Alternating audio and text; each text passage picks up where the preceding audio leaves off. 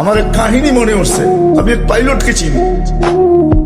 তো আমি কথায় কথায় ওকে জিজ্ঞেস করছিলাম যে তুমি পাইলট, এত বড় শিক্ষিত, তুমি ডাবল টেকার চালাও, বড় বড় ফ্লাইট চালাও, দূর দূর যাও, তুমি এরকম হলে কি করে?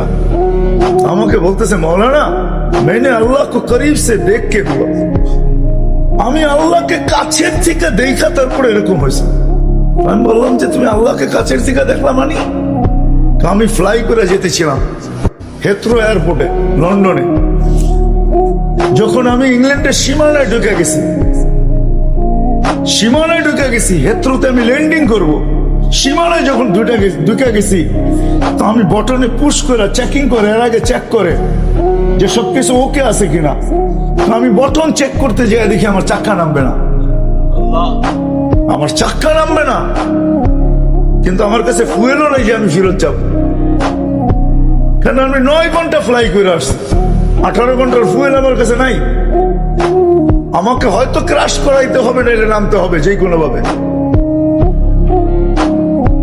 বলে আমি হেথ্রো টাওয়ারের সাথে যোগাযোগ করছি যে আমার এই অবস্থা, কি করবে করো, আমার কাছে ফুয়েল নাই, আমাকে হয়তো ক্রাশ হইতে হবে, নাহলে কোনো ব্যবস্থা হইতে হবে যে আমি ল্যান্ড করতে পারি। হেথ্রো এয়ারপোর্টের ভিতরে কিয়ামত হয়ে গেছে, কিয়ামত, যে এই জাহাজকে ল্যান্ড করাবে তো করাবে কি করে। তারপরও একটা সিস্টেম থাকে, ঠিক না? কিন্তু বলে ওই সময় যখন আমি ল্যান্ড করতেছি প্রসেসিং এর মাধ্যমে, তখন আমার হঠাৎ মনে উঠছে আমি না মুসলমান। তখন আমার মনে উঠছে আমার আল্লাহ না সব পারে। বলে আমি চিৎকার দিছি ককপিটের ভিতরে, আমার আল্লাহ সব পারে বলে বটনে চাপ দিছি, গড় করে আমার চাক্কা নেমে গেছে।